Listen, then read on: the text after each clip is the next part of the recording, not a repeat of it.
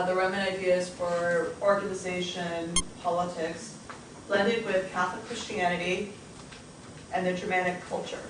So those three groups are what fused together to create what became our medieval culture.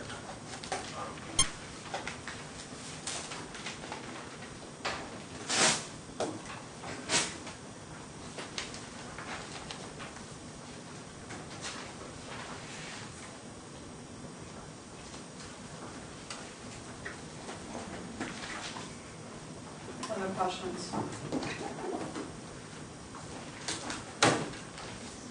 Sikhism is their blend. Peter Kingsbury, please call pound 212. Again, Peter Kingsbury, please call 212 pound 212. Thank you. Okay. Sikhism was that new religion that came out of India during the Mughal time period. It's the blend of Islamic and Hindu beliefs. So it believed in like the one God, but it also brought in reincarnation, and they got rid of a number of the other kind of beliefs of the two groups.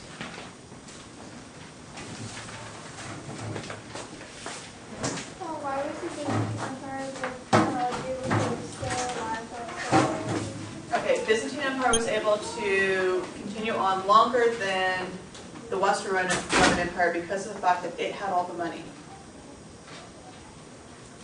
Because of the fact that it had the money, Constantinople was very well secured. Remember, it was surrounded on three sides by water, and then on the fourth that was land. It had that the huge big walls of Theodosius, where you kind of had to get through three different kind of barriers. And when you finally got to like the main part of the wall, it had all of those kind of garrisons and soldiers in it. It could withstand earthquakes. Constantinople was pretty secure. And that's where most of their wealth was concentrated, was in Constantinople.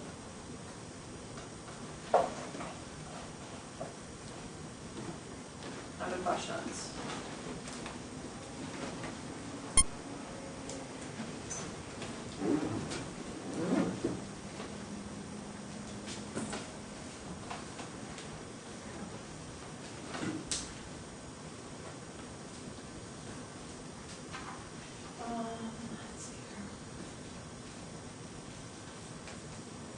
Anything up here?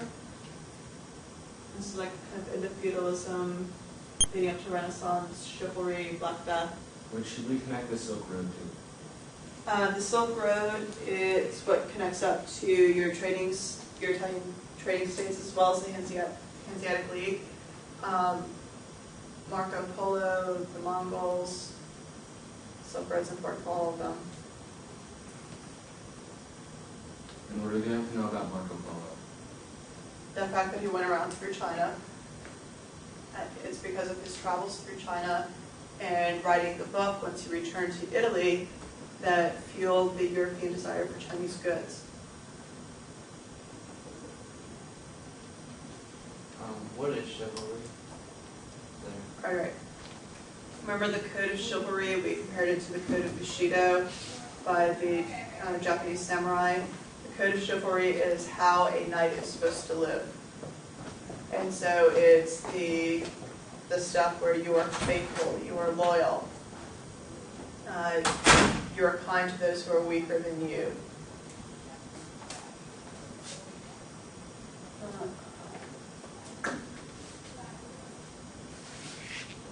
Higher ethical standards and refined manners, devoted to the causes of order, piety, and the Christian faith.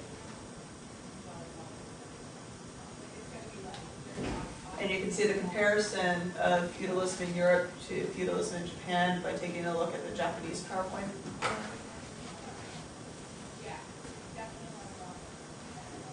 Other questions?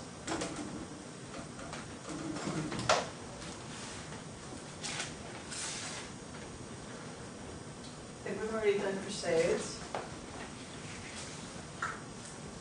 Anything else with Al-Andalus and Islamic expansion? Trade versus power. Know which of the different That was that chart. nations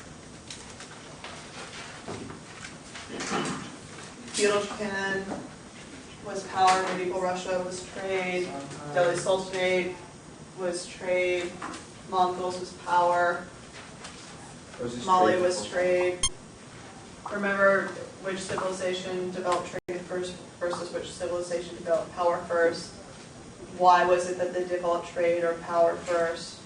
And what does that say about the civilization? The fact that the civilizations that developed trade first tended to have flourishing art, and knowledge, and culture, whereas the ones that developed power first had very well developed militaries. They didn't like sharing power.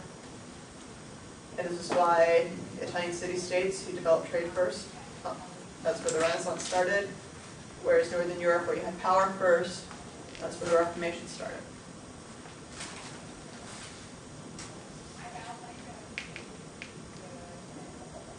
Any questions on Renaissance and Reformation?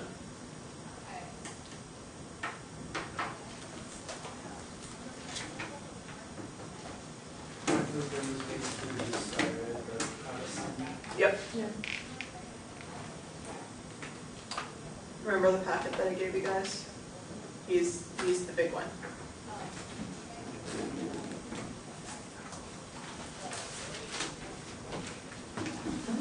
Yeah, you said you need to know like the chapter on like the different African places from Africa. Chapter 12. What do we need to know about that? Basically, you just need to know what the different kingdoms were and some of the important things, like the fact that Zimbabwe, you had that Great Wall. So like what was the most noted thing about each one of those kingdoms? I mean, most of the kingdoms I'm going to talk about are the ones that I highlighted in my PowerPoint on Africa. But basically,